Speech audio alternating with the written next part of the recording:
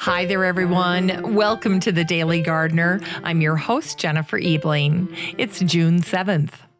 I ran across a fascinating old journal. What I especially loved about it was the layout.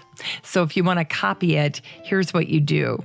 Dedicate a page of your journal to each type of plant in your garden. Then make some notes about the characteristics of the plant, maybe what you like about it, or just some special features. Then leave room to chart the major events. For instance, after describing Kalmia Angustifolia, the journal said, June 7th, 1908, first flowers. June 15th, generally comes into bloom. Rarely any flowers in the autumn. Doesn't that make for a very handy and personal reference guide for your garden? Here's today's brevities. It's the anniversary of the death of one of the most eminent botanists of his age, Louis Claude Richard, who died on this day in 1821.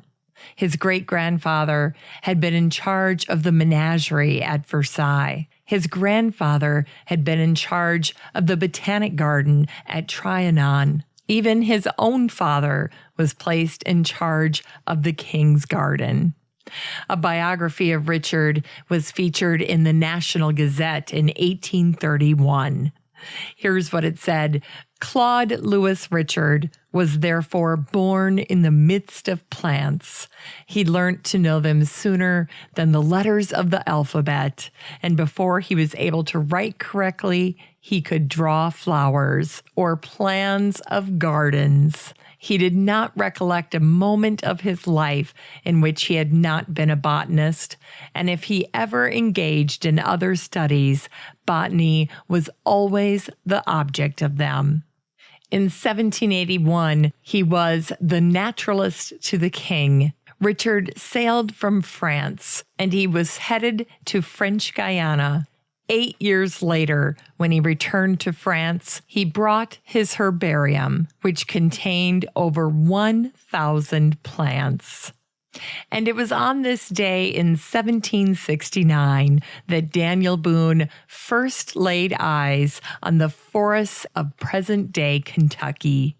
Boone wrote in his journal, "Not a breeze shook the most tremulous leaf.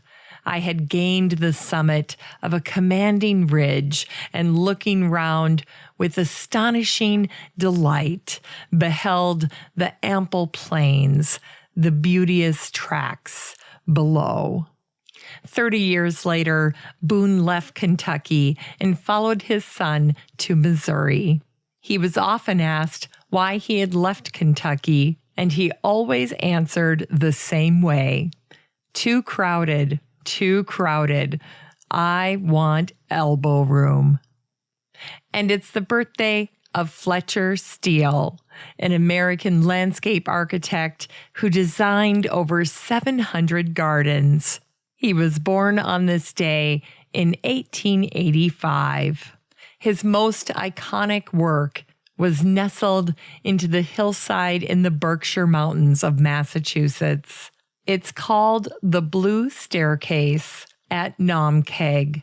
Steele designed the staircase for Mable Choate. In 1926, she became his most important client. She was 56 and he was 41. Choate had a history of working with designers, and she knew how to collaborate with them. Steele was one of the first landscape architects to speak of plant material as one of the elements in a composition. And it was Fletcher Steele who said, "Gardening seems to be the most ephemeral of the arts." It's the birthday of botanist Jack Harlan, born on this day in 1917. Harlan followed in the footsteps of his botanist father, Harry Harlan, going on seed collecting expeditions, mainly in search of new genetic material for the USDA's crop breeding programs. Harlan was worried about genetic vulnerability and genetic wipeout. He said, "We must collect and study wild and weedy relatives of our cultivated plants. We cannot afford to ignore any source of usable genes." Harlan wrote those words in 1970, and one of his final works contained these words: "We will not and cannot find a time or place where agriculture originated. It did not happen that way. Agriculture is not the result of a happening, an idea, an invention, discovery, or instruction by a god or goddess. It emerged as the result of long periods of intimate co-evolution between plants and men. Animals are not essential. Plants supply over 90% of the food consumed by humans." In Unearthed Words, here's a quote from poet, sculptor, and artist Jean Arp, who died on this day in 1966. "Art is a fruit that grows in a man like a fruit on a plant, or a child in its mother's womb." And here's a quote from Charles Rennie Mackintosh, who was born on this day in 1868. "Art is the flower.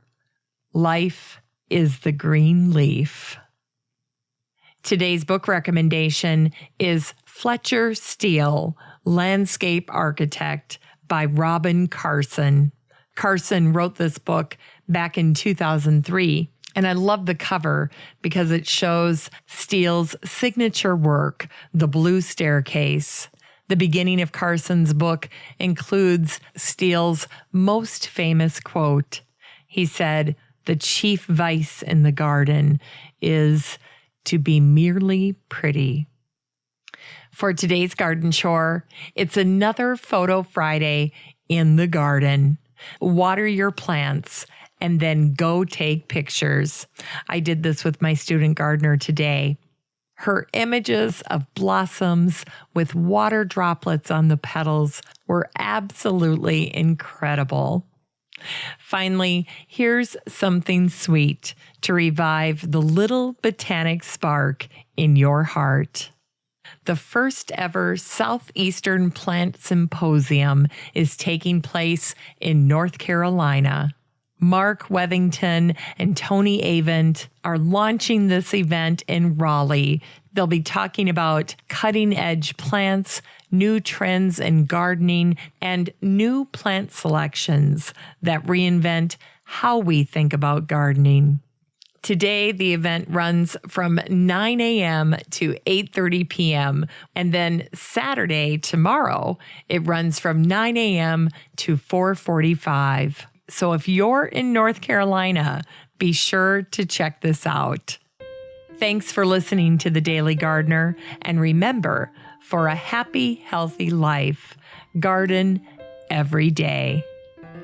The Daily Gardener is produced weekdays in lovely Maple Grove, Minnesota. You can find complete show notes over at thedailygardener.org, and be sure to share the show with your garden friends.